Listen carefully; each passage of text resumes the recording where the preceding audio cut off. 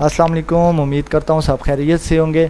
अच्छा यार, risk management पे जो है मैंने एक टेबल ड्रा किया है ताकि आप लोगों को जो है कंसेप्ट क्लियर हो, आप लोग क्यों लॉसेस करते हैं। आप न्यू ट्रेडर्स तो लॉसेस करते हैं, जो प्रोफेशनल आजकल ट्रेडर्स हैं जिनको काफ़ी टेक्निकल एनालिसिस या फंडामेंटल एनालिसिस का पता है, वो भी जो है रिस्क मैनेजमेंट नहीं फॉलो अप करते और वो भी ज़्यादा प्रॉफिट गेन करने के चक्कर में अक्सर जो है मैंने देखा है कि उनकी ट्रेड लॉस में जा रही होती हैं और वो अपनी इन्वेस्टमेंट जो है वो स्टॉक करके बैठ जाते हैं। अगर आप रिस्क मैनेजमेंट को फॉलो अप नहीं करेंगे तो आप जो है वो लॉस जो है हमेशा करते रहेंगे।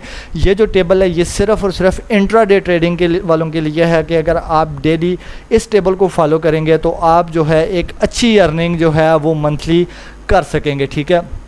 और अगर आप स्विंग ट्रेडर्स हैं तो आप इसी रिस्क मैनेजमेंट को आप समझने की कोशिश करें, आप उस हिसाब से जो है अपना लें, आप ज़्यादा मार्जिन ले सकते हैं। ये सिर्फ जो टेबल है, क्योंकि ज़्यादातर मोस्टली मेंबर्स जो हैं वो इंट्राडे ट्रेडिंग पसंद करते हैं ताकि डेली थोड़ा थोड़ा प्रॉफिट आए और हम जो है वो अपनी जो है एक अमाउंट को और अपने कैपिटल को गेन करें और साथ जो है उसको कैश आउट करें, ठीक है।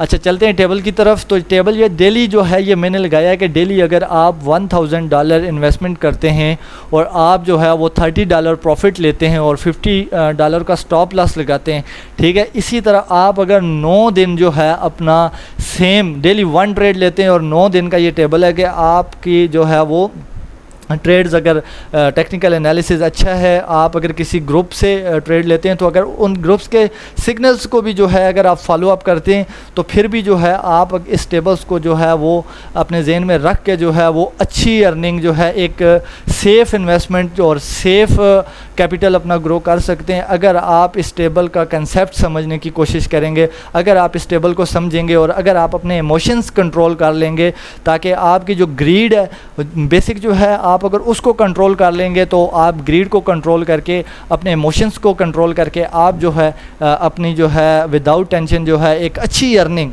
कर सकते हैं, ठीक है। अगर आपने मिलियंस ऑफ डॉलर इसमें कमाने तो आपको इन्वेस्टमेंट भी जो है मिलियंस ऑफ डॉलर्स की करनी पड़ेगी, ठीक है। आप मिलियंस ऑफ डॉलर इन्वेस्टमेंट करके आप 4, 5 साल, 6 साल उसको होल्ड करें, 4 ईयर करें, 2 ईयर्स करें और फिर आप एक अच्छा कैपिटल गेन कर सकते हैं। अगर आप इंट्राडे करते हैं तो इंट्राडे आपने जो है वो अगर इस तरह फॉलो अप करेंगे तो आप कभी भी जो है वो लॉस नहीं करेंगे, ठीक है।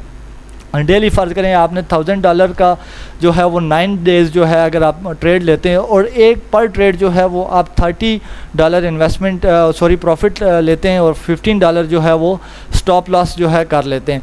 अगर आपकी देखें 5 दिन लगातार ट्रेड ठीक जाती है, 5 दिन अगर लगातार ट्रेड ठीक जाती है तो आपका जो टोटल प्रॉफिट बनता है वो बनता है $150, ठीक है। और नेक्स्ट 4 डेज़ अगर आप लॉस कर देते हैं और आपकी स्ट्रेटजी सेम है तो आपका $60 का जो है वो लॉस हो जाएगा। इसके बावजूद अगर आप देखेंगे इस लॉस को कैलकुलेट करेंगे तो आप फिर भी $90 जो है वो प्रॉफिट में होंगे। देखें, इन्वेस्टमेंट ये जो है ये फ़िक्स नहीं है, आप 5000 करें, 4000 करें, 3000 करें और ये सिर्फ़ और सिर्फ स्पॉट की है। अगर आप इसको जो है अगर लेके जाएंगे फ्यूचर ट्रेडिंग में आप 3x यूज़ करें, 4 आपका जो है वो लॉस गेन हो जाएगा और प्रॉफिट भी गेन हो जाएगा, ठीक है। तो आप देखें, आप रिस्क मैनेजमेंट को लाजमी फ़ॉलो करें। अगर रिस्क मैनेजमेंट को फॉलो नहीं करेंगे तो आप at the end of month जो है आप हमेशा अपना देखेंगे आपका पोर्टफोलियो जो है वो लॉस में ही होगा। क्यों? अब देखें, आप दूसरों को देखते हैं कि यार उसने $300% प्रॉफिट बनाया, 400% प्रॉफिट बनाया है, आप उनको छोड़ दें। उसकी वजह यह है कि देखें कुछ ट्रेडर्स ऐसे हैं, 100 में से 5-10 ट्रेडर्स ऐसे हैं कि जो जेन्युइन जो है एक पोर्टफोलियो गेन कर रहे थे, उनका एक्सपीरियंस होता है, उनको हर चीज़ का अंदाज़ा होता है और इवन कि वो भी लॉस करते हैं, ठीक है, लेकिन उनका पोर्टफोलियो इतना बड़ा होता है कि उनको लॉस से कोई फ़र्क नहीं पड़ता। अब ये जो न्यू ट्रेडर्स आजकल मैंने देखे हैं बहुत सारे मार्केट में ऐसे हैं जो 50x 60x की लेवरेज लेते हैं, 5-10 ट्रेड्स ठीक जाती हैं और एक ट्रेड वो ऐसी लॉस ले जाते हैं, स्टॉप लॉस यूज़ नहीं करते या हाई लेवरेज की वजह से लिक्विडेशन नज़दीक होती है और वो अपना जो है वो टोटली लॉस कर जाते हैं, ठीक है। तो इस वजह से जो है आप अगर डिसिप्लिन के साथ और अपनी ग्रीड को कंट्रोल करके चलेंगे तो आप कभी भी अपना लॉस नहीं करेंगे। आप अगर इस तरीके से ट्रेड लेंगे तो मैं डेफिनेटली श्योरिटी से कहता हूँ आप सिर्फ 1 मंथ जो है अपनी ट्रेड को डिसिप्लिन के साथ करें, अपना प्रॉफिट और लॉस जो है इसको कैलकुलेट करके चलें, तो आप at the end of month देखेंगे कि आप कभी भी लॉस में नहीं होंगे। ठीक है, आपने जो है वो जो भी आपकी इन्वेस्टमेंट है उसका 3% आपने टेक प्रॉफिट और 1.5% लॉस अगर रखें।